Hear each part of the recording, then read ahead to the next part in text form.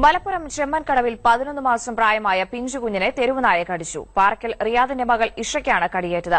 വീടിനുള്ളിൽ കളിക്കുമ്പോഴാണ് നായയുടെ ആക്രമണം. മുഖത്തും ദേഹത്തും കടിയേറ്റു. വിശദാംശങ്ങൾ എസ് മഹേഷ് കുമാർ നൽകും. മഹേഷ്, എങ്ങനെയാണ് ഈ കുട്ടിയെ നായ ആക്രമിച്ചത്? ഇനി വീടിനുള്ളിൽ, പ്രത്യേകിച്ച് വീടിന്റെ ഭക്ഷണ മുറിയിൽ കളിച്ചിരിക്കുമ്പോഴാണ് 11 മാസം മാത്രം പ്രായമുള്ള കുഞ്ഞിനെ തെരുവുനായ ആക്രമിച്ചത്.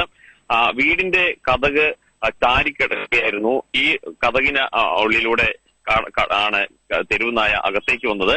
ഉമ്മ ഒപ്പം ഉണ്ടായിരുന്നു. ഉമ്മയ്ക്ക് തടയാൻ കഴിഞ്ഞില്ല.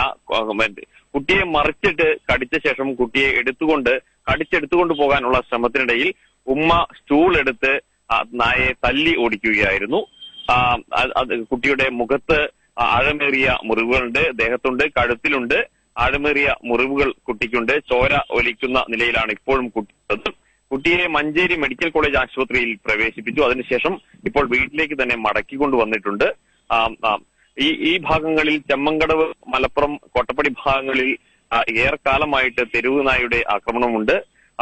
തെരുവുനായയുടെ ശല്യം പതിവാണെന്ന് നാട്ടുകാരുടെ പരാതി ഏറെക്കാലമായുണ്ട്. ഇവിടെയാണ് ഇന്ന് ഒരു കുട്ടി ആക്രമിക്കപ്പെട്ടത്.